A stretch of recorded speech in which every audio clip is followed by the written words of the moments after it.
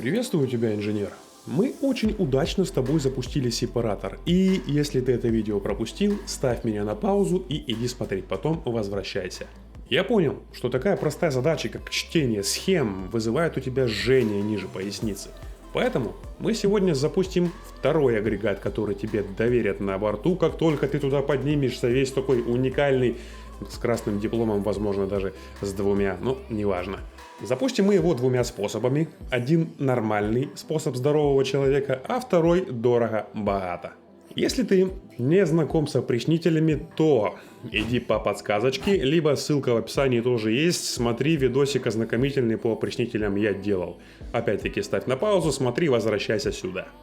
Итак, схема. Мы находим все необходимые компоненты. Опрыскнитель, его эжекторный насос, отливной клапан и главную забортную трубу. Один из кингстонных клапанов всегда открыт. Допустим, что это нижний. Мы же в океане, если собрались опреснять воду. Открываем клапан перед фильтром и после насоса. Этот баттерфляйный клапан должен быть закрыт. Все, вход в эжектор мы настроили. Теперь открываем клапан на выходе и отливной клапан, что где-то на нижней платформе в машинном отделении должен быть. Все, что касается манипуляций с клапанами на самом опрыскнителе, мы уже обсуждали, есть это видео. Но того, что мы уже сделали, достаточно для того, чтобы можно было запустить эжекторный насос и начать набивать вакуум в опрыскнителе. Теперь, открыв вход питательной воды в испаритель и отвод пара из конденсатора и включив подачу антинакипина, можно начать греть испаритель. Но для этого нам необходимо заглянуть в другую схему. Да, такая дрянь. Тебе механизм необходимо один запустить, а для этого необходимо открыть две схемы. Это схема охлаждающей воды высокотемпературного контура, что греет наш опрыскнитель. Да, вода охлаждающая греет. Охлаждающая водичка, что выходит из главного двигателя, отправляется к трехходовому клапану, в котором для восстановления ее первоначальной температуры она смешивается с водой из низкотемпературного контура. Вот пока она здесь горячая, мы ее и возьмем. Плавно, с выдержкой времени откроем клапан входа и клапан выхода греющей воды. Если при полностью открытых клапанах производительность опрыскнителя нас не устраивает, то можно прикрыть байпасный клапан.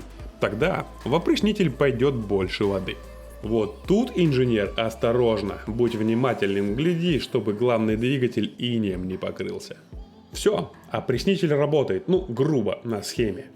Теперь, как и обещал, запустим его по-богатому. Допустим, что у нас не работает эжекторный насос. Не беда. Закрываем на нем клапаны, открываем этот клапан, этот и вот этот. И запускаем пожарный насос. Вот только производительность этого насоса 210 тонн в час на минималке. А нам нужно в 3 раза меньше, 75. Поэтому часть воды придется сбрасывать за борт, теряя примерно 60% энергии насоса. Теперь греем. Представим, что у нас главный двигатель не работает, мы дрейфуем, а вода нужна. Но есть подогреватель охлаждающей воды главного двигателя, вот мы с него водичку и возьмем. Вот только подача греющего насоса меньше, чем основного охлаждающего, ничего страшного, нам этого хватит. Готово. Максимальный расход топлива на генераторы и котел в дрейфе обеспечен, зато мы можем помыться и постираться. Это, как ты понимаешь, аварийный режим на случай, если у тебя на борту капитан с диагнозом башка со смещенным центром тяжести и он не заказал воду, зная, что вы не можете ее наварить. Но не только. Бывают случаи, когда вы идете в режиме так называемом SSS, Super Slow Steaming, то есть близкий к маневренному, либо вообще маневренный, допустим Full Ahead. На этом режиме опрыскнитель работать не будет, он сильно будет переохлаждать главный двигатель. Это плохо. Но на этом режиме уже хорошо работает утилизационный котел и производит какое-то количество пара, если он есть, а он скорее всего есть. Этот пар можно направить в подогреватель и частично подогревать водичку, которая выходит из главного двигателя. И это позволит запустить опрыскнитель даже на очень низких параметрах работы главного двигателя. Запомни, может пригодиться. Я на самом деле в прошлом контракте это постоянно юзал, потому что Super Slow Steaming был всегда. У меня все, я в закат, а ты смотреть следующее видео по опрыскнителям. Пока.